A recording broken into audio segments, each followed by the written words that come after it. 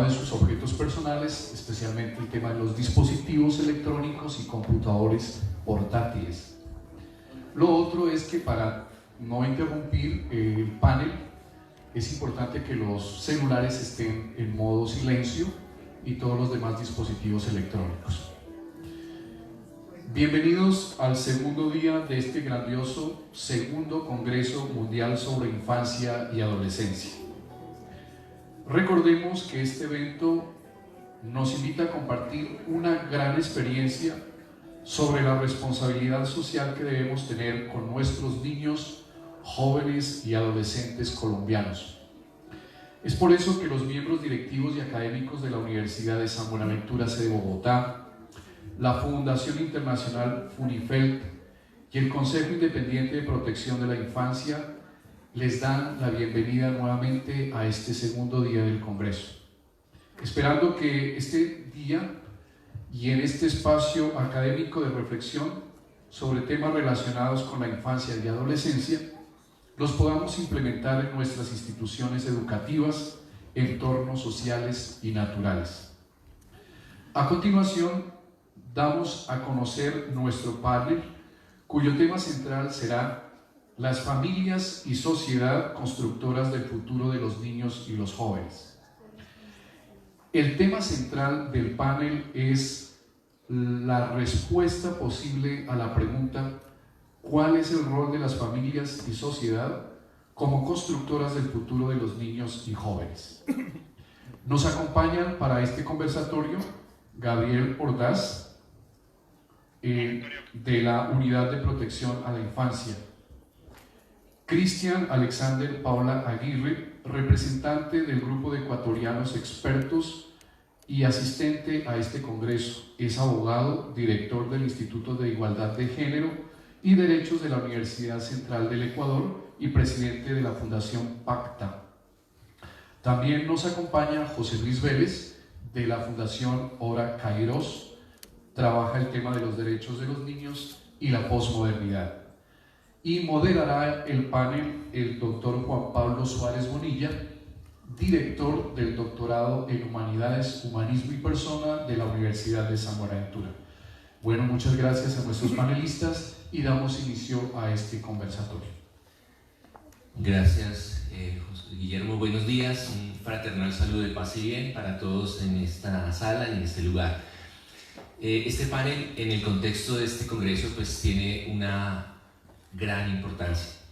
En principio porque, como sabemos, en nuestro contexto latinoamericano, colombiano, la vida germina por doquier, pero asimismo para nadie es desconocido que el asunto de las políticas públicas a favor de la niñez, la infancia y la adolescencia pues son precarias, que tenemos contextos de vulnerabilidad constante, de inequidad, de injusticia educativa y toda una serie de desequilibrios que convierten ese escenario en el espacio privilegiado para realizar en principio este tipo de eventos, pero también para entre todos pensar y pensarnos las posibilidades de encontrar soluciones, de encontrar reflexiones, sobre todo de encontrar maneras de impactar los contextos más vulnerables. Para quienes nos acompañan, pues muchas gracias por aceptar esta invitación y metodológicamente vamos a tener 15 minutos para conversar. Puede pasar, hoy el tráfico casi siempre para llegar acá es un poco difícil, hay dos personas que están por llegar, podría ser que llegaran en el transcurso de la conversación, entonces reduciríamos el tiempo, pero en principio, digamos, yo voy a estar diciéndoles se nos saca todo el tiempo. ¿Listo? Entonces, muy en la línea de lo que José Guillermo nos indicaba, la pregunta de este panel es: ¿cuál es el rol de las familias y la sociedad como constructoras del futuro de los niños, niñas y jóvenes? Entonces, bueno, José Luis, si quieres, empecemos contigo para que nos compartas tu experiencia. Gracias. Buenos días a todos. Con mucho honor de estar en este auditorio de esta universidad que me dio mi pregrado hace 20 años y la familia franciscana de la que me siento muy orgulloso. Como familia quiero dar primero que todo mostrar que antes de esta escarapela tengo esta medalla de abuelo que me dieron mis nietos el día del padre. Entonces, en el contexto yo voy a ser más experiencial que académico. Considero fundamental una cosa, y es que la familia como institución abandonó su principal objetivo y su principal propósito de institución educadora en la sociedad. Los padres, los madres y las familias abandonaron este importante rol y se lo dieron a la escuela. Y una cosa es educación y otra cosa es formación. Hay elementos de la formación, valores intrínsecos a la familia que no se le pueden abandonar ni delegar a la escuela. Hoy, por ejemplo, tenemos profesores que enseñan las mismas cosas que enseña Google. Los papás no utilizan Google para enseñar, enseñan la experiencia. Y en el tema voy a ir a la carrera dado el tiempo. Nuestra Fundación Hola Kairos, que es pegada profundamente al Consejo Independiente de Protección de la Infancia por muchas cosas, desarrolla un trabajo en un municipio de Boyacá que se llama Ramiriquí. Las familias campesinas, vulnerables, donde papá y mamá a duras penas tienen el bachillerato cuando lo tienen, el Estado se hace cargo de la formación, el niño llega de la escuela a ayudar con la tarea de la granja. Nosotros participamos de alguna manera en cambiar la cultura. ¿Y qué es cambiar la cultura? Para poder llegar al punto en una situación como esta hay que contextualizar. Nosotros fuimos formados en la modernidad y hoy vivimos en un tiempo que se llama el tiempo postmoderno. Y ese tiempo tiene tres características principales, a mi parecer. Muchos han trabajado en esto, pero para mí lo primero es el principio de incertidumbre. Nosotros por cultura, recuerden, y no es por echarle vainas a nadie, venimos de una situación de dependencia, de coloniaje, lo que impidió que nosotros no lucháramos contra el principio de incertidumbre, es decir, ¿qué va a pasar mañana? Nosotros los latinos no planeamos la vida. Y de esa manera, me acuerdo mucho de Mafalda que le preguntó a papá y mamá: papá, ¿ustedes programan nuestra educación o la improvisan? El papá dijo: la programamos, y la mamá dijo: la improvisamos, al mismo tiempo. Lo que demuestra que no hay una concordancia. El segundo principio que esta época sigue es el principio del individualismo y el tercero el principio del narcisismo. Nosotros venimos de una época moderna cuyo símbolo era Prometeo, que era el sacrificado, mientras que la época de hoy es la de Narciso, que es el enamorado de sí mismo, el hombre del placer, todo me gusta, todo me atrae y tengo que dar satisfacción a esa situación. Ahora metido en Ramiriquí, empiezo a conocer mucha gente y un día pregunto por el señor que me vendió mi casa en Ramiriquí y dicen: no, está en la cárcel. ¿Por qué? Y dicen: no, tuvo un problema ahí con un policía. Después pregunto por otro que hace tiempo no lo digo: no, está en la cárcel. ¿Y por qué? Y dicen: no, tuvo un problema con una abogada.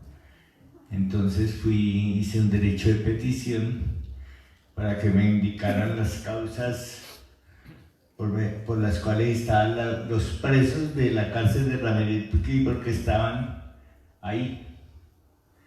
El 90% por delitos relacionados con abuso sexual a menores. Y si vamos a ver quiénes son los menores, eran familia. Uno era el tío de la niña abusada, otro era el pariente de la yerna, perdón, de la nuera. Se me confundió Roma con París. Y así sucesivamente vemos una cultura que cambió la percepción del otro. Y en eso creo que hay que trabajar muy fuerte en la familia. Es decir, ¿cómo concibo yo a ese otro que se para frente a mí? ¿Cuál es la idea que yo tengo de la otra persona? Y más, ¿cuál es la idea de esa otra persona que es un niño? Nosotros, si recuerdo, cuando yo crecía en Cali, hacíamos chistes con un vicio que no se puede hacer chiste, y es una cultura zoofílica en Colombia. Entonces nos burlábamos de los costeños y sus amiguitas de cuatro patas, de los huilenses y sus marranitas, de los vallecaucanos y sus gallinas, y hacíamos bromas con eso. Pero en la época de Narciso, dice el gran filósofo francés Baudrillard que la situación se asemeja al momento después de la orgía. Cuando la orgía ha pasado, se pregunta uno, ¿qué sigue? Y después de este momento de orgía que vivimos en nuestra sociedad, lo que vemos es el ¿qué sigue? Y sin ganas de discriminar a nadie, pero lo vi en la anterior marcha del orgullo gay. Había unos hombres con un cartel reclamando su derecho a la pedofilia. Ahora, ¿qué tiene que ver esto con la familia? Y la educación de los niños en la familia tiene que ver todo. Y como la familia es la célula más importante de la sociedad, lo voy a poner en estos términos. Para proteger a nuestros niños, yo soy abuelo de 8 hermosos niños y niñas que se parecen al abuelo, por supuesto, por lo hermosos. Uno tiene que empezar a vivir una vida en la que el cuidado con los niños en la familia se extrema a tal punto de que vuelve a nacer el principio de incertidumbre. ¿En quién confiar? ¿En quién depositar? Por ejemplo, mi hija me llama y me dice, esta mañana, ¿qué vas a hacer hoy? Porque dices que necesito que me cuide el niño. Yo hoy no puedo, tengo un panel.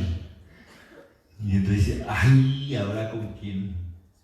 Porque el problema y la dificultad es que este hecho va a hacer un impacto en la sociedad tan fuerte porque se rompe el tejido social. Los hilos invisibles del tejido social resultan desbaratados ante esta situación. No solo por esta, por muchas otras. Y nos hemos vuelto una sociedad individualista donde cada uno se mete en su búnker, en su pertrecho para poder sobrevivir y para poder garantizarle a sus niños una vida segura y tranquila. Y no quiero quedarme solo en la queja. Quiero proponer, como dice ayer el rector de la Universidad de San Buenaventura, esto es para proponer retos. Esto no es para hacernos las mismas preguntas de siempre. ¿Cuál es el reto? El reto es reconstruir el papel formativo de la familia en el individuo. Aquí hay un problema con el principio de autoridad muy grande. Cuando estuvimos en la gira 2017 con Osman, con Antonio, con Gabriel, yo daba la perorata que decía romper todo paradigma de autoritarismo, de verticalismo y de poder. Una cosa es la autoridad, otra cosa es el autoritarismo. O sea, las familias debemos recuperar en esta época posmoderna el principio de autoridad. Pero el principio con autoridad, el principio de la autoridad sin amor, es autoritarismo. El principio de autoridad sin amor es venganza, es rabia, es ira. ¿Cómo se logra esto? Nosotros en la posmodernidad cambiamos a Prometeo por Narciso. Y Narciso es emocional. Y vivimos en una sociedad emocional. Y un maestro al que admiro mucho, catalán, ahora que está tan de moda Cataluña, Eduardo Punset, dice que la educación debe tener como principal objetivo la educación de las emociones y los sentimientos del ciudadano. Muchos piensan que no se les debe creer a los niños, pero los niños emocionalmente no mienten. ¿Y cuál es la forma de llevar esa ecuación perversa? Yo tuve un alumno que había sido abusado por su tío y su papá se negó a escuchar a su hijo porque cómo se iba a meter con mi hermano, ¿no?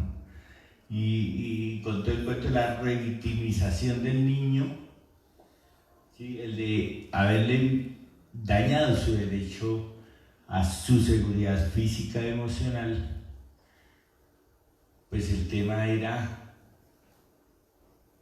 que la educación de la emoción no se había dado por ninguna parte.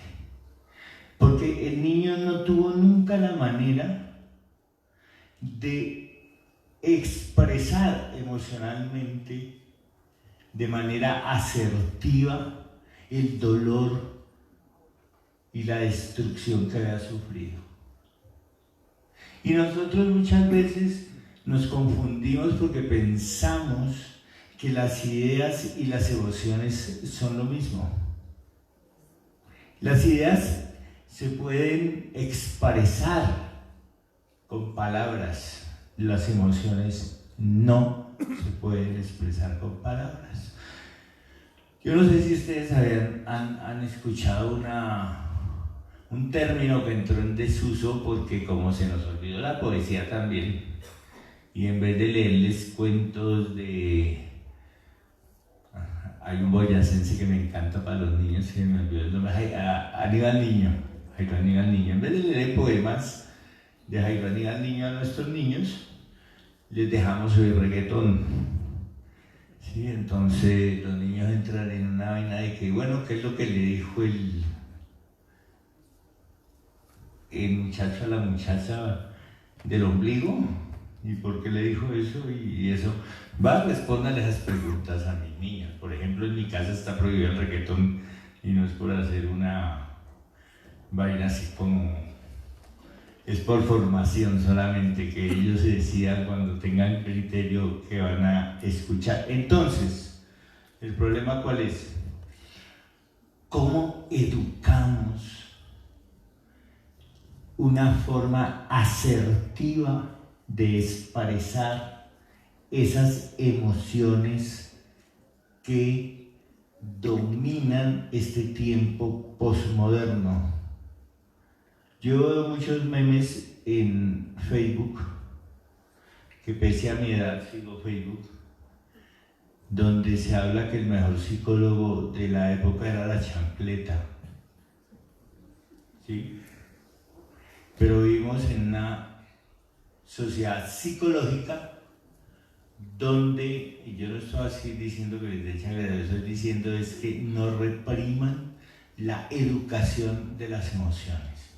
La pregunta es, ¿cuándo en Colombia nos vamos a poner con un propósito común desde la primera infancia hasta la universidad de educar esas emociones para ser ciudadanos de bien? Muchas gracias. José Luis, muchas gracias por tu participación. Gabriel, entonces te cedo la palabra para dar respuesta a la pregunta. Bueno, muy buenos días. Yo antes que nada me gustaría nada más hacerles una pequeña invitación. En todas partes que yo voy a compartir y todo, siempre les digo que nuestro problema o la problemática que yo tengo es la que a mí me preocupa. Y muchísimas veces queremos que toda la gente se entere de lo que nos está pasando, pero pocas veces lo compartimos. O sea, siempre es todo hacia adentro y pocas veces hacia el exterior. Entonces poco se comunica, entonces como poco se sabe, pues nadie sabe qué está pasando en mi vida. Entonces es como ahorita, aunque somos muchos o pocos, pudiéramos ser más si compartiéramos el conocimiento. Así sucede con las familias ahora. Las familias en este momento, digo, y ahorita vamos a empezar, cómo se creó, o sea, se oye Unidad de Protección a la Infancia. Fíjense nada más el nombre tan poderoso. Cuando yo hice el diseño de esa estructura, se me hizo muy fuerte porque en el artículo 17 de la Convención del Niño, de la ONU, dice que ante riesgo inminente, fíjense nada más, ante el riesgo inminente del niño, como el interior superior del niño es el mismo niño,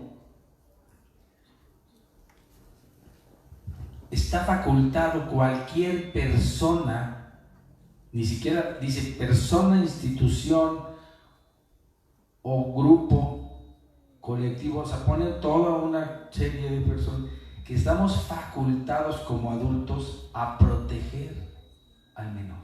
Bueno, en este caso ya no es menor, al niño, niño y adolescente. Porque también un tiempo atrás se reconoce al adolescente como sujeto de derecho, que estaba en el limbo. Pero fíjense qué fuerte es el tema de poder hacer que tenemos la protección de la infancia todos. Cuando nosotros empezamos a conceptualizar esto, dijimos, pues entonces somos todos, ¿por qué tenemos que decir a ti te toca, al otro le toca? Cada vez que hablamos de la protección de la infancia, empezamos a hablar a quién le toca. Empezamos a preguntarnos y a reclamar, me voy a parar, ahorita voy al ministerio, ahorita voy al gobierno, ahorita voy con el alcalde, ahorita voy con la policía, ahorita me encargo de hablarle a su papá, a hablarle a sus maestros y decir, lo educaron mal, lo formaron mal.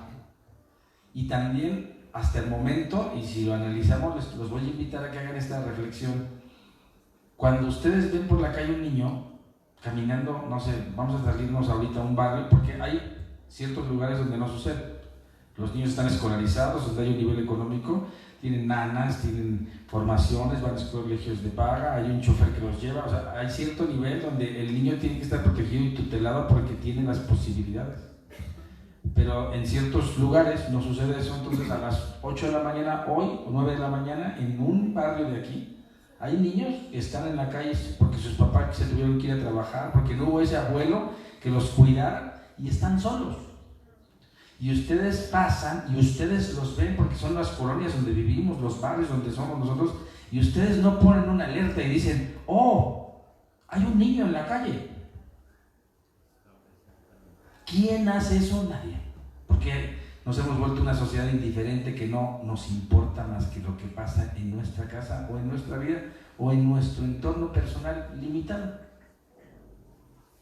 Y además, hablando del tema de la pregunta, las familias, porque ahora no puedes, o sea, cuando yo le digo a la gente que hablas de familia y te pones con una conceptualización de familia, estás siendo hasta irreverente, porque ya no es la familia, sino son todos los modelos de familia que hoy estamos aceptando y estamos permitiendo como sociedad. Digo, no sé si esté mal o bien, ese no es el tema, pero ya están. Tenemos familias integrales, disfuncionales integrales, familias de dos tipos de personalidades, familias de dos tipos de personalidades parentales iguales, de género iguales, de género compartido, de transgéneros, de padres divorciados con hijos combinados, los tuyos, los míos y los nuestros. ¿Sí me explico, verdad? O sea, es impresionante. Y entonces cuando hablamos de eso y tú dices la familia, pues se crea un súper vacío impresionante porque no puedes conceptualizarla como la recordabas. Y recordamos también una familia que se nos pone de una manera donde teníamos, y yo creo que el 80% de las familias, pocas de las familias vivieron en el pacto del amor, porque vivimos en el pacto del castigo y la disciplina. Y entonces digo, y no es que esté juzgando a las anteriores generaciones, era lo que ellos tenían conceptualizado de la formación del castigo y del poder, donde el adulto que tenía el poder controlaba y lastimaba. Por eso es que ahora, cuando les decimos, todas las generaciones atrás les decimos de los derechos de los niños y luego dicen, ahora no les puedes decir nada, ya no los puedes castigar. Y yo le digo, no. Les puedes decir todo, les puedes disciplinar, todo eso tiene que ser. Lo que no tienes la facultad es de lastimarlo, nunca la tuviste, pero tenías el poder y lo ejercías haciéndoles daño. Y tan es así que muchísimos de los que tuvimos esa educación, hoy somos hombres rotos, mujeres rotas, que no hablemos ya del abuso, sino simplemente de la mala praxis de haber podido aplicar este poder. Que no está mal, no juzgo, quiero que entiendan porque no existía una convención, hemos vivido del error y el proceso y entonces hemos tenido que hacerlo. Así es, o sea, pero si ya como generaciones nuevas logramos tener un conocimiento de derecho, de protección y seguimos ejerciendo el poder del daño, entonces sí, hoy sí es un problema. Porque sí es una sociedad informada, porque hay Google, Wikipedia, Facebook y todas las redes sociales, entonces si ya estás informado y estás haciendo daño, entonces lo estás haciendo conscientemente. Entonces quiere decir que tienes una facultad consciente de tu poder de adulto hacia el menor. Entonces ya haces daño y ahí es donde nace esta unidad. La siguiente lámina, por favor. Que en donde nosotros decimos, hablamos de derechos, hablamos de obligaciones, que eso también está como complicadísimo, porque ¿cómo le puedes decir a un niño que tiene una obligación cuando ni siquiera tiene el ejercicio de derecho?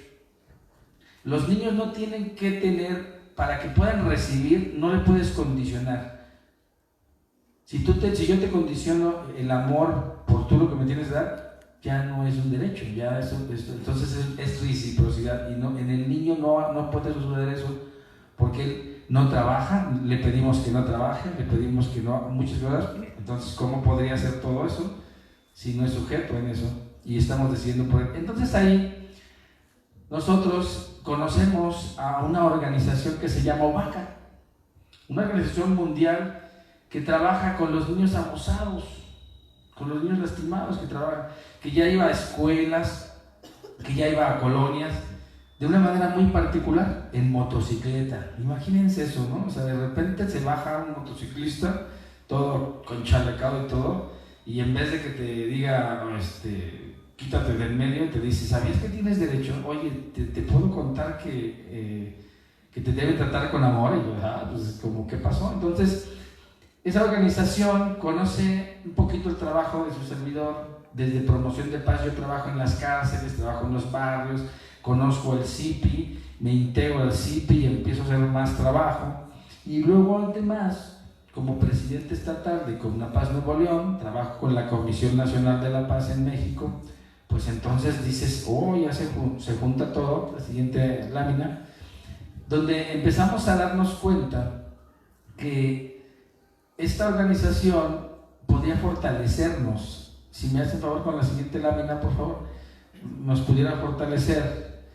Y entonces, bueno, nosotros nos fuimos dando cuenta que teníamos que mostrar el trabajo. Una de las cosas que nos fuimos dando cuenta en este momento, y máxime en el estado de Nuevo León, que había muchas leyes, que había mucha preocupación, que estábamos viendo momentos de mucha violencia, pero cuando nosotros nos llegábamos a sentar con autoridades, con organizaciones, todo el mundo nos decía todo el trabajo que estaba haciendo, y sin embargo nosotros llegábamos a los espacios y decíamos, ¿de qué sirve todo ese trabajo si los niños hoy siguen teniendo hambre? Si los niños siguen siendo abusados, si los niños no pueden comentar lo que está diciendo. Y entonces nos surgió una pregunta: ¿cómo entonces puedo hacer que ese derecho llegue al niño? Pues no, muy sencillo, encontrándolos. Porque estábamos tan preocupados por protegerlos y cuidarlos que se nos olvidó ir a buscarlos. Entonces dije, pues necesitamos más manos. Entonces, la siguiente, por favor. Entonces, Uvaca, miren aquí las fotos para que vean esos motociclistas llegando a las cárceles con sus motos. Y entonces no solamente empezaron a hacer ellos tienen cierta cantidad de motos, dijeron, no es suficiente, ¿verdad? Si somos 20 o 30 y somos 7 motos. ¿Y qué hicieron? Empezaron a hacer algo que se llama soportes. ¿Qué significa eso? Que empezaron a invitar a motoclubs para que les dijeran, vamos a hacerlo. Lo que quisiera explicarles y contextualizarles que, bueno, pues más allá de que lleguen con dulces, en la cárcel llegan con las mamás de los niños que están dentro de la cárcel, hay una guardería y les llevan unidades médicas, todo, y luego además los llevan a que les den vueltas a los niños, porque van también en los días de visita y les dan vueltas a los niños en la moto. ¿Por qué van a la cárcel? Porque en la cárcel de mujeres hay niños. Las mujeres tienen a sus niños hasta cierto tiempo y entonces viven ahí, también en privación de libertad, los niños. Pareciera que sí, bueno, ¿y por qué van a las cárceles? En las colonias me llamó mucho la atención que crean, ellos ya tenían un sistema de padrinos como por un día. Que ustedes ven en esa colonia que llegaron con toda la infraestructura y las motos, y entonces lo primero que hicieron es que a cada motociclista le asignaban un niño y ese niño lo traía en todos los espacios. Si había brigada médica, si había que recoger el pastel, si había que llevarlo por el juguete y llevarlo hasta donde estaban con el payaso, el motociclista traía a su niño como si fuera ese padrino por un día. Entonces ese tipo de cosas le cambia la vida. Pero en el Inter lo que fuimos encontrando es que cada niño le iba contando a la persona extraña cómo se iba sintiendo, y ahí es donde ellos se iban dando cuenta si el niño, esa estrategia es para que el niño, si fue abusado, se sienta bien y pueda expresarse, porque los niños, cuando están en un entorno violento, cuando están en una situación complicada, lo primero que hacen es que se enmudecen. Y se enmudecen porque tienen miedo. ¿Qué sucede? Que llega un motociclista que se ve rudo y entonces dice, a lo mejor este sí me protege de que me pega, de que me agrede. Podemos pasar a la siguiente lámina. Y miren aquí todo lo que trabajan, y precisamente dentro de muy poco, allá en Nuevo León, en una brigada contra el cáncer, van a estar haciendo una brigada la próxima semana, el domingo, para que vayan a la cárcel de mujeres y lleven un mastógrafo y les hagan una revisión a las mamás dentro de la cárcel para prevenir el cáncer, porque es el octubre, mundialmente creo que es el mes internacional del cáncer, ¿no? Entonces la vamos a Brigada Rosa. Pero imagínense esto, para que llegue, y para mí es un orgullo que esta organización también se haya adherido al CIPI, que haya creído en esta propuesta, porque es una propuesta que rompe paradigmas, bien lo decía Vélez. O sea, no estamos haciendo lo que todos hacen, ni queremos, porque si ya están haciendo otras cosas bien, pues ¿para qué sigues haciendo lo mismo? Mejor haz otra cosa, para que entonces esta propuesta es una propuesta muy importante. Pasamos a la siguiente lámina, porque lo que hace en este momento esta unidad de protección de la infancia es darnos la posibilidad de extender las manos a donde no podemos llegar, porque el tema es que nosotros no podemos llegar a donde no conocemos. Y bueno, pues ya si pueden pasar las demás láminas para que lo vean un poquito. ¿Cómo se suma? Pues son observadores cercanos a las situaciones. La siguiente, vean aquí, ahí está con los niños, ahí están con los doctores. Entonces van llegando, así van entrando a las comunidades, en las motos, en las cárceles, en los barrios, en las escuelas. La siguiente, y ellos nos van dando así todo el trabajo integral. La siguiente, y el resultado es esto, que es un ganar-ganar. La gran respuesta para todos es vivir en el día a día, pero lo más importante aquí es que no es el hecho de que ellos lleguen en una moto y rescaten. Ellos lo único que hacen es decir, tenemos un convenio de colaboración con CIPI y con Promoción de Paz, que nos encargamos de estamos generando la creación de una embajada de protección de la infancia, donde cada cosa que nos llegue empecemos a trabajarla. Pero ellos, desde su expertise de atención de abuso, resuelven lo que tienen que atender, y a nosotros como CIPI nos encargamos de que todos esos niños que ellos van encontrando les den acta de nacimiento y acceso a la salud. Creemos que esos niños, teniendo acceso a la salud y un acta de nacimiento, tienen las llaves para poder transformar su vida, que es lo que importa. Y bueno, seguiremos en otras, la última página, la última lámina, donde les damos las gracias. Ahí están algunos datos míos, y lo más importante, que hoy el mensaje que yo quisiera darles es que desde la familia es el primer protector de la infancia, y las familias, las que sean, como tengas conceptualizado como familia, tu primera instancia debe ser la protección del menor. Gracias.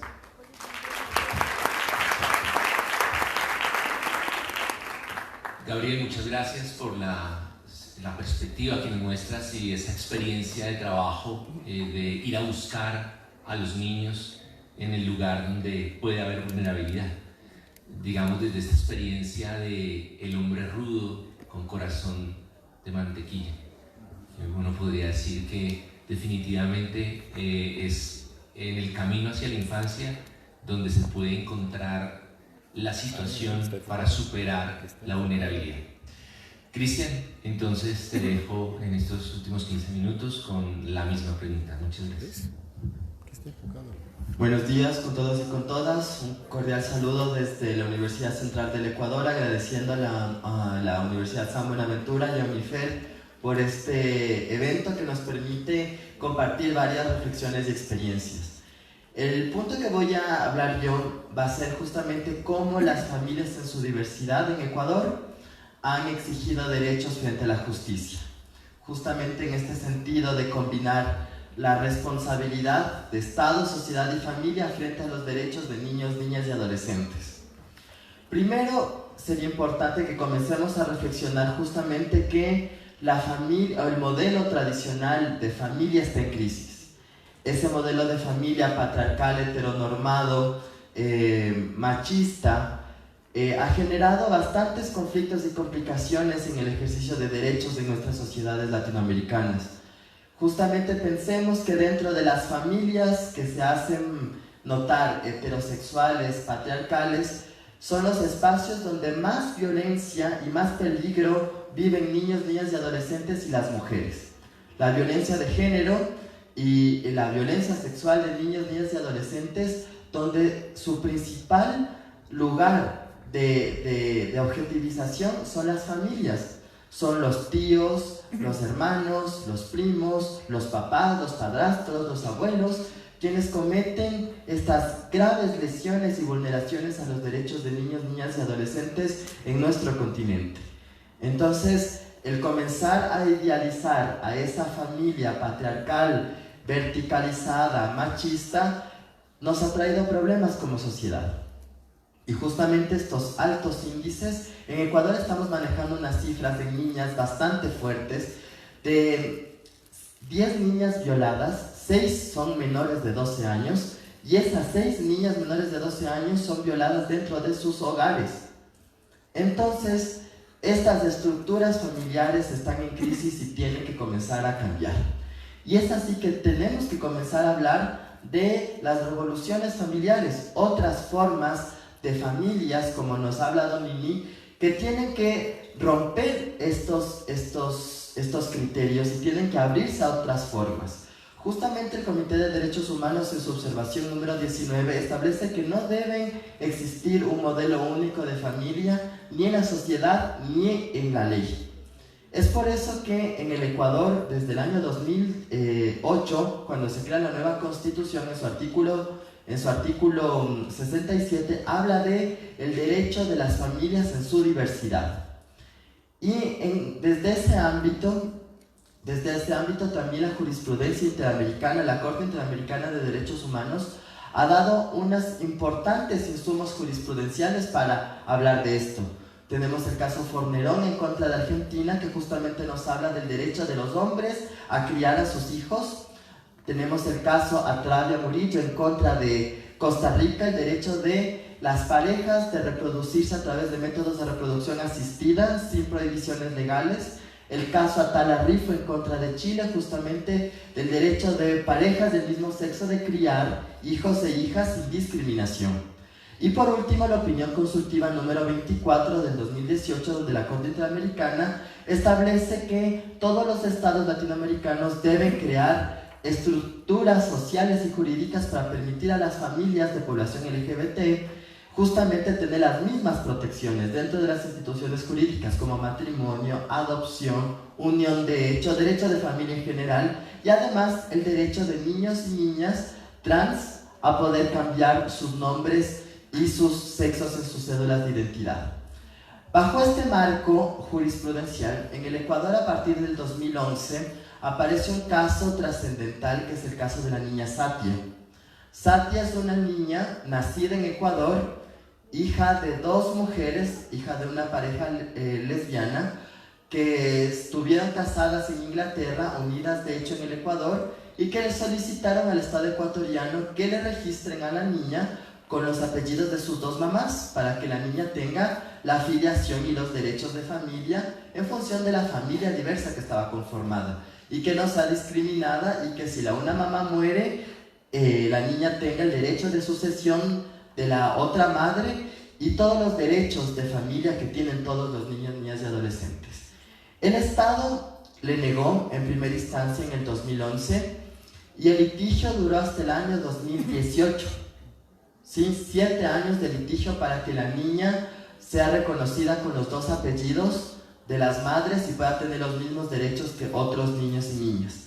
Afortunadamente, la sentencia de la Corte Constitucional del 2018 del caso Satia se refuerza con la opinión consultiva número 24 de la Corte Interamericana de Derechos Humanos, y eso facilitó la interpretación jurídica para que se reconozca la familia en sus diversos tipos y que se reconozca la filiación homoparental y lesbomaternal dentro del Ecuador, y así Satia y su hermanito tuvieron la posibilidad de registrarse con sus nombres reales de sus madres, y abrió la puerta para que otras parejas del mismo sexo puedan exigir derechos a la filiación.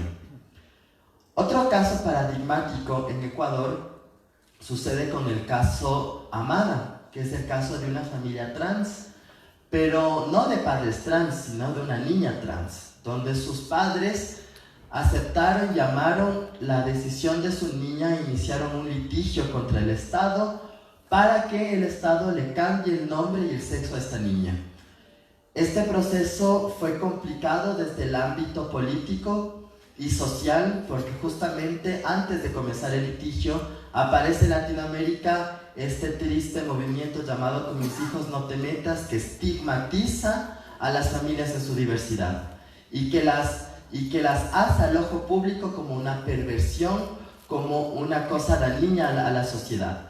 Y principalmente las víctimas de estos movimientos son los hijos e hijas de parejas del mismo sexo y las niñas y niñas trans. Así que ese movimiento frenó un poco el inicio del proceso judicial en el 2017, pero se reactiva la idea de exigir este derecho en el año 2018 cuando se publica la opinión consultiva 24 de la Corte Interamericana. Afortunadamente, en octubre del 2018, el juez de primera instancia en Ecuador aceptó el cambio de nombre y sexo de la niña.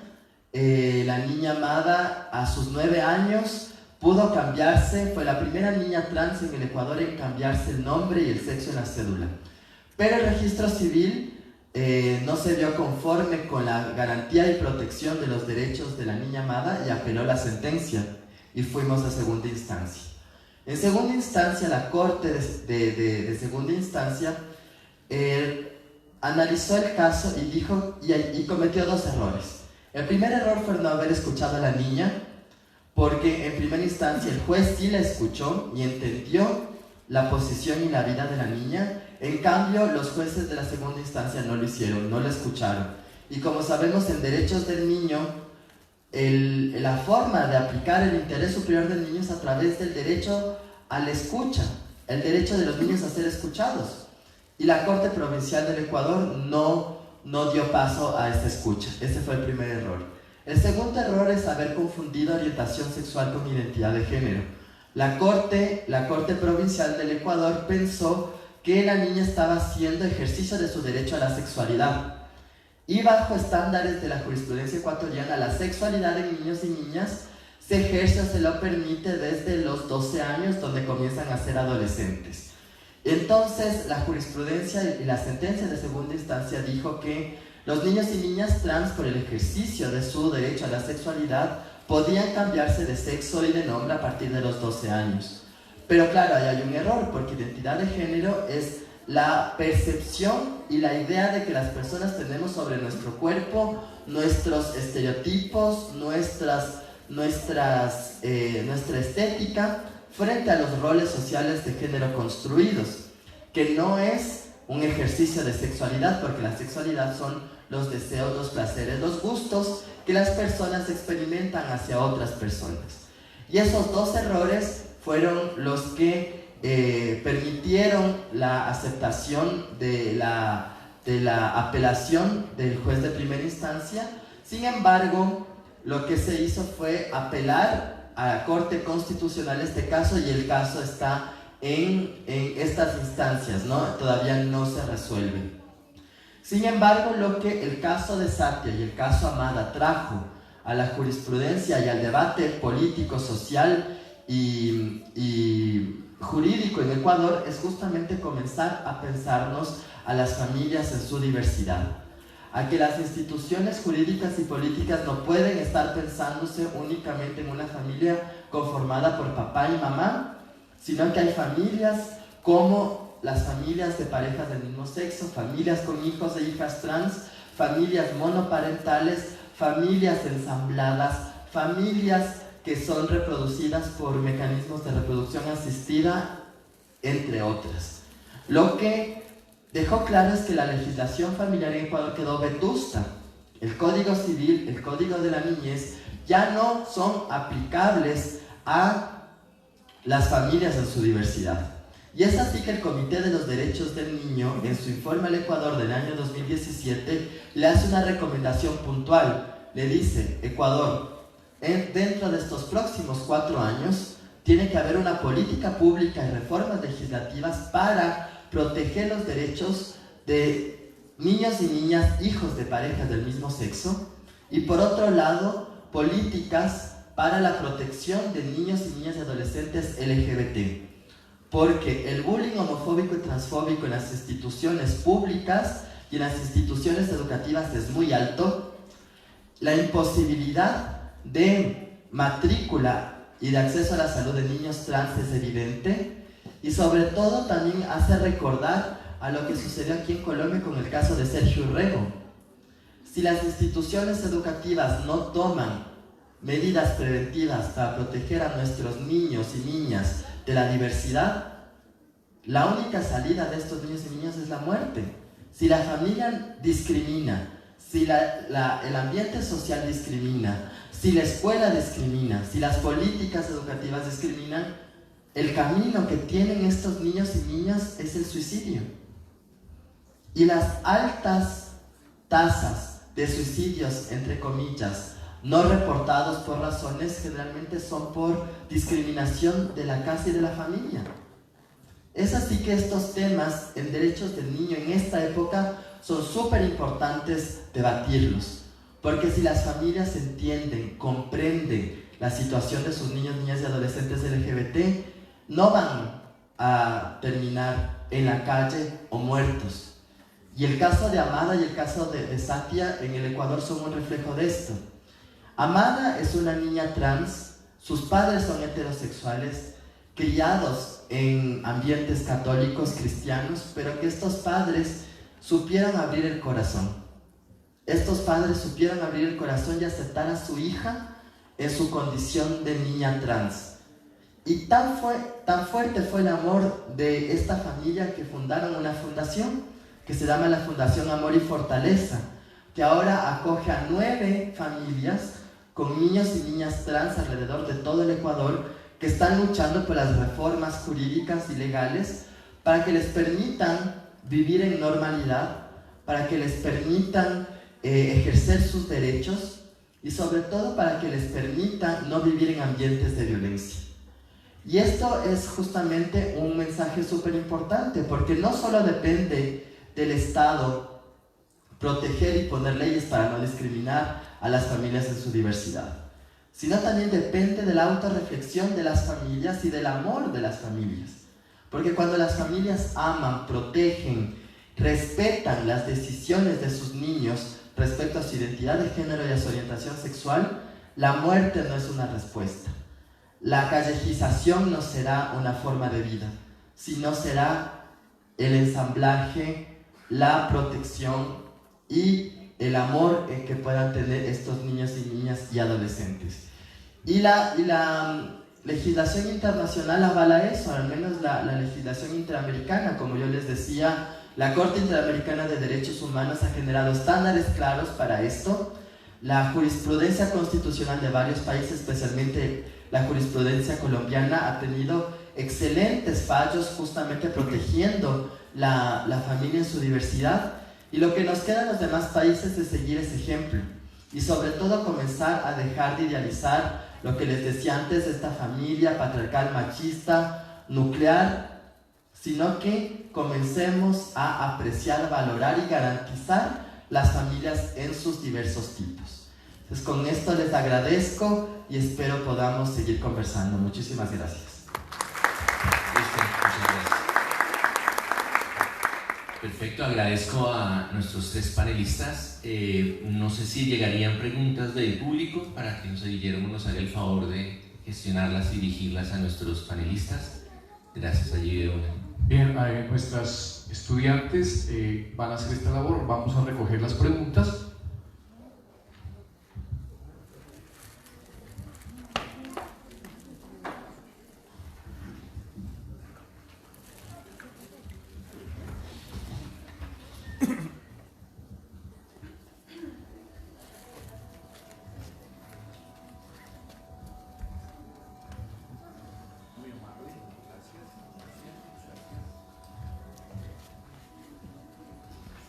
Gracias.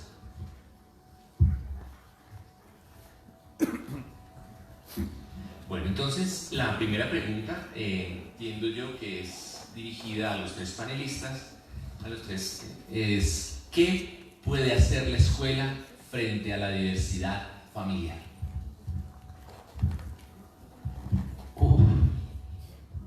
Qué pregunta, y más aquí en una universidad, ¿verdad? Yo lo que creo que tenemos que dejar de pensar que tiene que hacer la escuela, porque la escuela por sí sola, o sea, no puede hacer nada. Se oye muy fuerte, pero al final del día, ¿qué puede hacer la escuela cuando tú en tu casa te llega un hijo y te dice tengo una preferencia sexual diferente?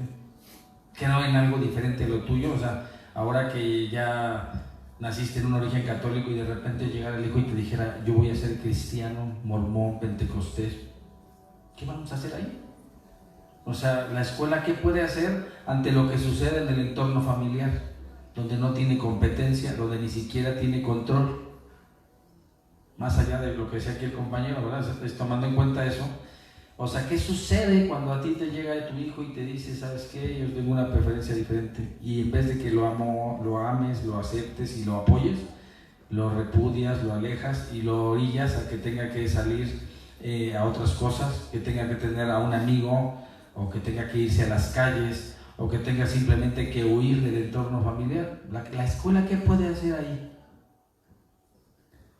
Yo lo que creo que, tomando en cuenta lo que es el inicio del panel, que es la familia, lo que creo es que hoy tendríamos que tener como muy claro que para que las instituciones educativas y formativas de las aulas tengan una posibilidad de poder salir adelante con el proceso tan fuerte que es de educar y formar, es que tengan un apoyo de las personas que están mandando a sus hijos a la escuela. O sea, que empecemos a comprender que tenemos una gran responsabilidad con la infancia, y entonces en esa gran responsabilidad es documentarnos para entender muy bien cuáles son las cosas de derecho y ponerles el componente del amor. Cualquier decisión, si ustedes pusieran en cualquier ley constitucional el amor, en ese momento tendría que haber justicia y tendría que haber derecho, porque el amor no puede dejar nada fuera que no sea positivo, no puede dejar nada fuera que no sea inclusivo, y el amor en ningún momento es discriminante, pero en aras de la formación, en aras del poder, en aras del control, siempre estará la rebatinga a quien le toca, quién es el que tiene el poder para hacerlo, y la última palabra será, eso creo que es muy importante, que la última palabra será la del adulto.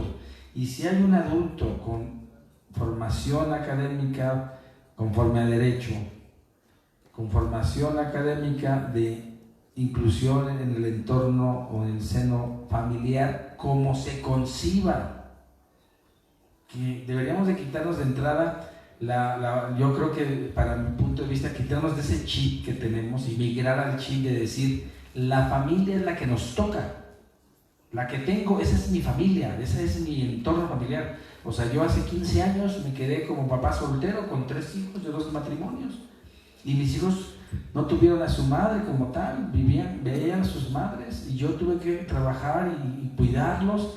Y hoy mis hijos, como todos, han tenido preferencias diferentes y los he amado, no han terminado la carrera y no los he criminalizado. Mi hijo se acaba de graduar uno y el otro no se graduó. Mi hija se fue a vivir con su novio y no la apoyé. O sea, como cualquier persona, pero no me comparé con otras familias, no quise ser como otros grupos, simplemente dije, esta es mi familia, estos son mis hijos, y desde el amor que tengo, con lo que yo tengo y con las herramientas que puedo, se las entrego.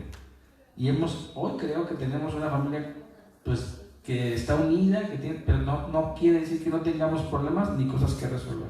Entonces, lo que yo creo para contestar esa pregunta es, las instituciones académicas tienen una importancia, pero si no están avaladas por los entornos familiares sanos y que estén apegados a una formación de derecho, de amor hacia el prójimo, al próximo, pues aunque la escuela tenga las mejores normas de inclusión, la mejor situación de derecho, que permita que estén los niños y todo lo que sirva, si en el entorno familiar es rechazado y es limitado el individuo, muy probablemente hasta en la misma escuela sienta más amor que en su casa. Muchísimas gracias.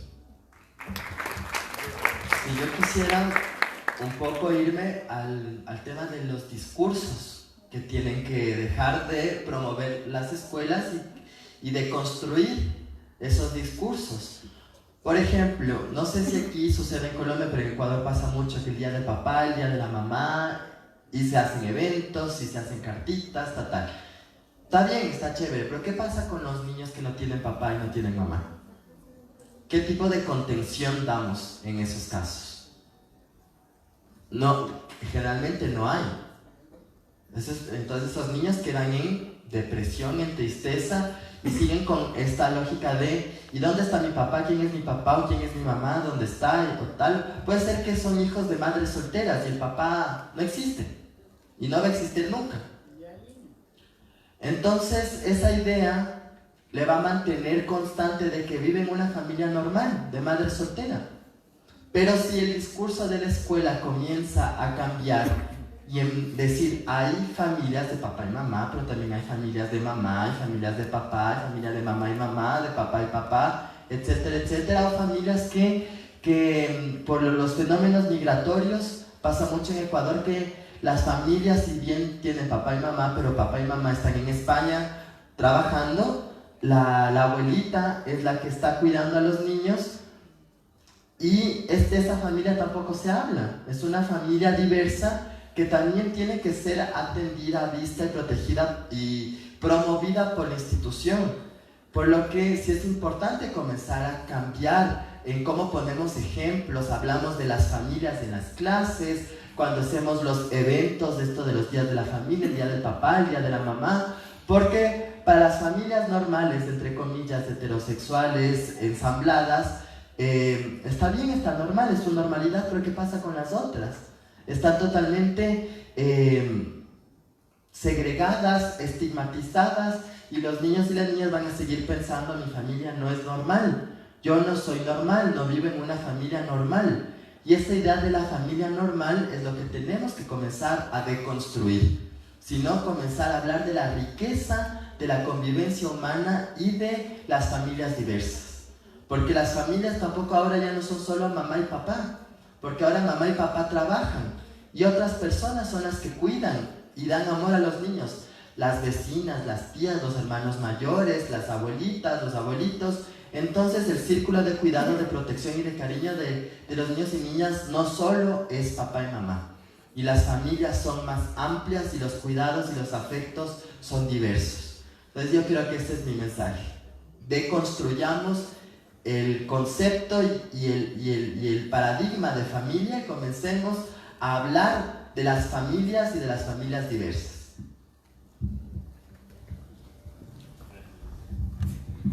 Bueno, yo tengo 3 principios. El primero es que el mundo no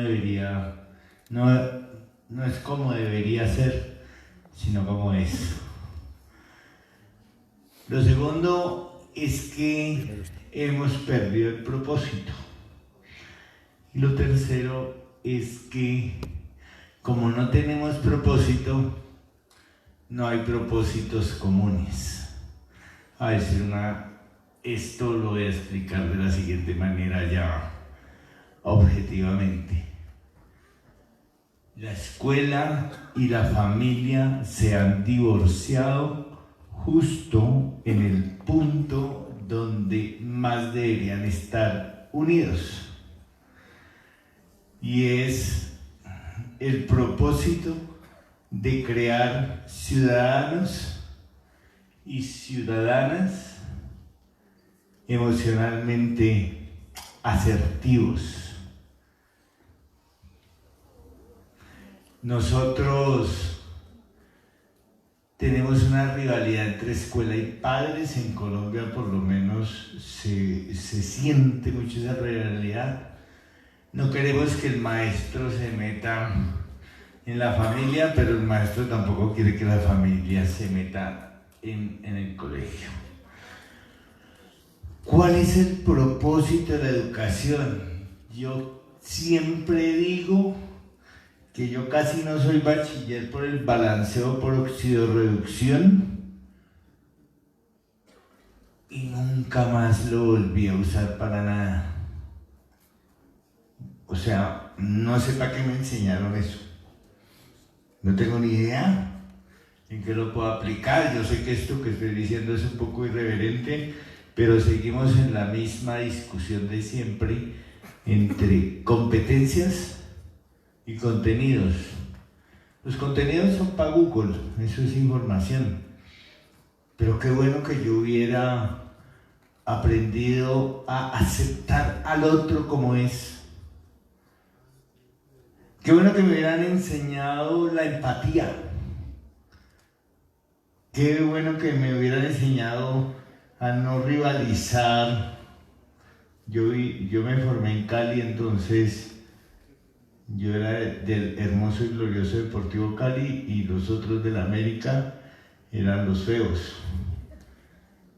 Tanto que el trapo verde y el trapo rojo pues era importante. Y cómo hoy eso se ha agravado tanto que ayer estaban juzgando a dos muchachos de la América que mataron a uno de Millonarios solo por la camiseta. O sea, tenemos un propósito común pero no lo ejercemos. Familia y sociedad. Y entender que no se trata de mí. No se trata de mí, esto va más allá de mí. Se trata del otro, se trata de una sociedad que tiene que avanzar. Y mientras vuelvo y digo, esto no es mío, esto es de Punset, mientras no tengamos ciudadanos emocionalmente asertivos, tenemos perdido el año. Entonces yo procuraría menos balanceo por óxido-reducción y más educación emocional. Por la naturaleza de las dos preguntas que llegaron, las vamos a unir. Entonces, dice así: ¿considera usted que un niño de 3, 4, 5 o 6 años tiene realmente criterios suficientes válidos como para decidir por sí mismo su identidad y su orientación sexual?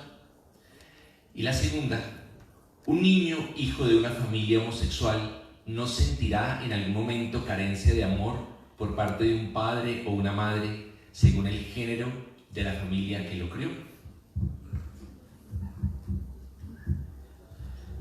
Bueno, antes que nada quisiera como comentarles que eso tendrá que ver desde qué carencia estamos hablando, desde quién pregunta. O sea, porque yo lo que quiero decirles es que los niños y niñas y adolescentes, o sea, sienten el amor del que sea. Y no nada más ellos, nosotros también. O sea, hay momentos que nosotros llegamos a lugares. Hoy mismo estamos aquí en Colombia recibiendo tantas muestras de afecto y tanto cariño que de verdad nos sentimos tan comprometidos y decimos qué hermoso recibimiento.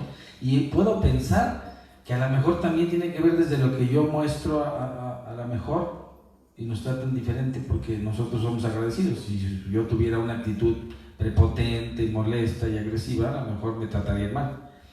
Pero yo lo que quiero decirles es que yo lo único que podría comentar en este tipo, creo yo que tenemos que tener una situación muy complicada en esta sociedad, que tenemos sociedades de doble moral, que son las que más me preocupan, porque son sociedades donde no sé si se los pongo de esta manera, sociedades de redes sociales, ¿no? Que están poniéndole like a todo, dicen que la familia perfecta, suben la foto, el niño bien contento en el cumpleaños, y saliendo del Facebook te encuentras con un niño golpeado, maltratado, ignorado, que nada más en la foto se veía muy bien para el Facebook, pero la realidad que está viendo el niño no es la del Facebook. Entonces, en apariencia. Y otro también, que somos sociedades que estamos queriendo alcanzar utopías, sociedades que estamos queriendo estándares que nos fueron enseñando y se fueron diseñando socialmente, que no tienen nada que ver con si te sientes amado ni de la percepción de decisión.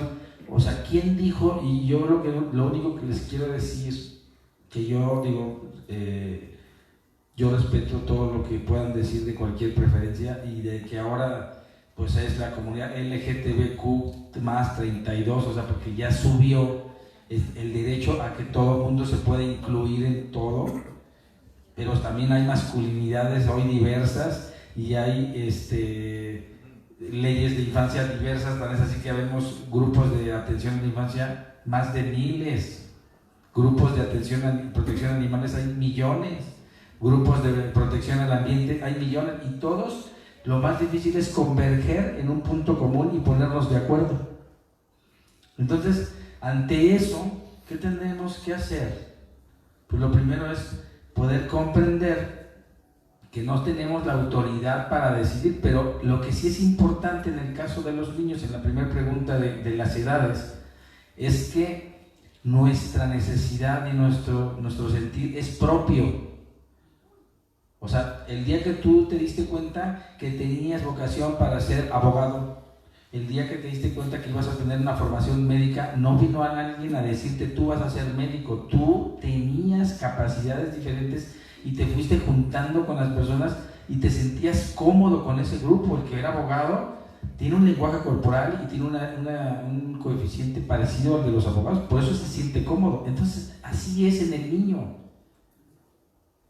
Los niños van sintiendo y van asumiendo sus sentires. Entonces, lo que yo creo que tenemos que tener muy claro no es ver si tiene derecho o no. Lo que tenemos muy claro es poder ver con el ojo del adulto, de reconocimiento emocional, tener habilidades para poder decir qué siente mi hijo, qué siente el menor, qué siente el niño, y entonces estar muy abierto a respetar su sentir, más allá de su derecho, porque después tienes que hacer valer su derecho, pero primero tienes que escucharlo, sentir como él, percibir lo que él está sintiendo, y entonces ya después te podrás decir, te apoyo en el ejercicio de tu derecho. Pero si ni siquiera lo comprendes, ni siquiera lo ves y ni siquiera lo entiendes, pues muy lejos estás de poder garantizar el derecho. Gracias. Si yo quisiera, con todo respeto, responder estas dos preguntas, pero sí siento que en las dos hay un sesgo. En la primera pregunta siento que hay un sesgo heteronormado, machista, asumiendo que solo la familia de papá y mamá es normal y superior. Y por lo tanto las otras son inferiores, incompletas y desvalorizadas. Y con esa misma lógica les decimos a las mamás solteras, a los papás viudos, a los papás solteros, que les falta algo, que a esos niños les falta algo, les falta alguien, que su familia no es completa, no es normal, y que les va a faltar ese integrante. Y eso es de lo que yo hacía referencia en mi exposición. Esa lógica de superioridad, de que la familia nuclear heterosexual, patriarcal, es la mejor, la superior, la más importante, genera estos sesgos de las familias diferentes, de que si no están conformadas así, les falta algo y son disfuncionales y valen menos y esos niños van a tener problemas, van a tener carencias, van a tener falencias. No,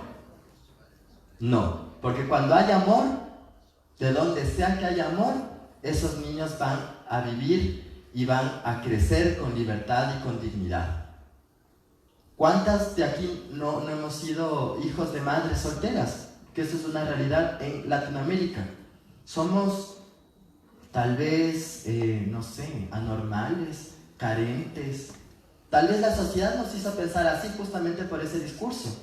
Nos hacían sentir que siempre nos faltaba algo, que nos faltaba alguien, cuando esa mamá nos dio todo. Y hasta más de lo que nos pudo haber dado un papá. Y eso es lo que no nos ponemos a pensar. Eso también pasa en las familias de las parejas del mismo sexo. No les falta nada. No les falta nada. Ni el amor de una mamá, ni de un papá, porque esos dos papás o esas dos mamás complementan de manera diferente ese mismo amor que puede recibir un niño o una niña en una familia heterosexual o un niño de madre soltera, de padre soltero, de padre viudo, etcétera, etcétera, etcétera. Entonces justamente sacarnos el sesgo de pensar de que hay una familia normal superior y más valiosa que otras. Por el otro lado, el sesgo de la segunda pregunta es el sesgo adultocéntrico. ¿Por qué creemos que los niños no pueden y que su expresión, su voz, no es valorada? Entonces cuando los niños te dicen, mi papá me violó, mi tío me violó en la escuela, me están agrediendo, generalmente dicen, no les creen. No les creen a los porque dicen, no, se está inventando, lo ha visto en la televisión. No les creen. Y este es un sesgo del adultocentrismo. Y lo mismo pasa con los niños trans o con los niños LGBT, que en un momento les dicen a sus papás, me siento así o siento de esta manera, y ahí cae todo el sesgo de no ha de ser así, estás enfermo, y no les escuchan, no escuchan activamente, no entienden la situación, no quieren tratar de escuchar por qué el niño dice lo que dice. Y lo mismo es por el tema de orientación sexual e identidad de género, como cuando los niños son violentados. Los adultos nos negamos a escuchar. Y uno de los derechos principales en el ejercicio de los derechos del niño es la escucha, el derecho a ser escuchado. Y ustedes van a ver eso en los códigos, en la Convención de los Derechos del Niño, en la Observación General 12 del Comité de los Derechos del Niño, donde se les da una primacía importantísima al derecho a ser escuchado. Y si los niños por traumas o por edad o por sesgo no pueden expresar de lo que sienten, hay formas de que los niños expresen su opinión a través de metodologías de trabajo social, psicológicas, didácticas, pedagógicas, expresan lo que sienten y lo que viven a través del dibujo, a través de juegos o con la misma palabra. Por lo que yo sí les insto a que dejemos los sesgos a un lado y comencemos a escuchar activamente a los niños, niñas y adolescentes, que muchos nos tienen que escuchar porque no es porque sean niños, no conocen su realidad y no entienden sus contextos. Bueno, tenemos ya un tema de tiempo que nos obliga a hacer el cierre de este primer panel. Sin embargo, quisiera cerrar haciendo algunas puntualizaciones.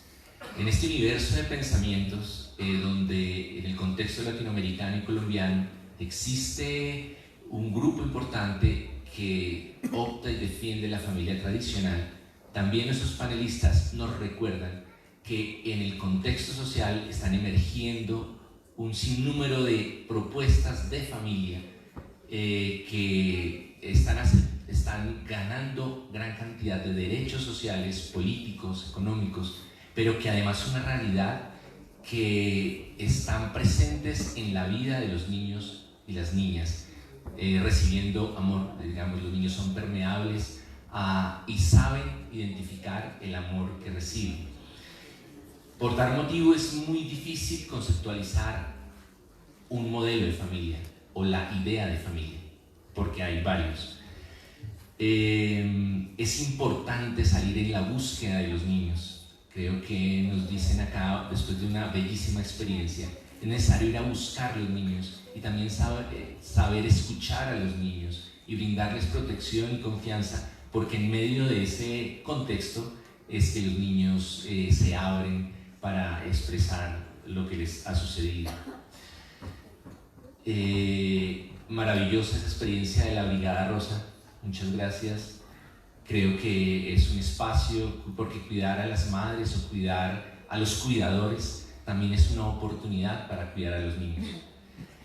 Otra gran enseñanza, pienso yo, de este espacio es que todos tenemos la tarea de ser cuidadores de los niños y no ser indiferentes a estas realidades. Nos hacían un llamado de atención importante. Hay veces solo nos interesa lo nuestro, en ese principio quizás individualista, pero ver un niño en una hora que debería estar en la escuela, en la calle, de pronto pasamos de largo. Entonces quizás uno de los deberes constitucionales, reglamentados quizás por cualquier carta en el mundo entero, es cuidar a los niños. Las familias exigen derechos. Creo que es algo que empieza a circular muy fuerte, aunque hay lenguajes y posturas que pues obviamente no lo consideren, es normal en una sociedad y en un contexto. Sin embargo, también es importante entender cómo convivimos distintas formas de pensar y de ver la sociedad. Hay un amplio debate político-social desde algunos casos que nos planteaban, donde las familias en su diversidad han profundizado en esas luchas sociales, políticas y normativas para lograr un lugar en la sociedad. Y muchas veces esas luchas, como nos lo contaban, pues la razón de ellas son los mismos niños y niñas. Entonces no hay otra cosa que los anime que los niños y las niñas. Ya para finalizar, porque el tiempo apremia, aunque hay muchas cosas que seguramente quedó en nuestra memoria, quisiera recordar una experiencia que leí no hace mucho y pude ver en un video relacionada con la justicia educativa, de una problemática de migración que hay en Argentina. como casi en todos los países de América Latina. Entonces en las escuelas había un problema de bullying, de matoneo, con niños bolivianos, ecuatorianos y peruanos. Y digamos que toda la comunidad educativa se movilizó para tratar de entender la circunstancia, porque el problema era el origen de las personas. Y se dieron cuenta que había un elemento común a partir del cual podían trabajar, y era la diversidad. Precisamente estos jóvenes, estos niños y estas niñas tenían un problema era con la nacionalidad del otro, pero no ni con su identidad sexual ni con su preferencia sexual. Y fue la oportunidad para empezar a construir unos lazos diferentes en esas comunidades educativas. De hecho, en los testimonios de los maestros no se explicaban cómo había tanta apertura de parte de estos niños y niñas a las preferencias sexuales y a la identidad de los otros niños y no de su nacionalidad. Pero digamos que la experiencia es maravillosa porque hay un elemento común, el respeto a su identidad. Entonces, bueno, yo finalmente les agradezco este espacio a nuestros panelistas y espero que el trabajo que se siga desarrollando en este congreso, en este encuentro, pues redunde en beneficio de los niños y las niñas, los jóvenes de América Latina y del mundo entero. Muchas gracias. Muchas gracias. Agradecemos a nuestros expertos nacionales e internacionales. Les agradecemos nuevamente con un aplauso y vamos a dar paso a otros expertos que en este caso serán niños panelistas invitados de la institución educativa Bossa Nova CDB. Niños que se encuentran en edades entre los 8 y 12 años de edad. Ellos tendrán la oportunidad de intervenir y explicarnos a partir de sus experiencias significativas en el gobierno escolar en sus grados académicos y cómo pueden generar cambios y liderazgos hacia sus compañeros. Entonces le damos la bienvenida a nuestros niños de la institución educativa Bossa Nova CDB.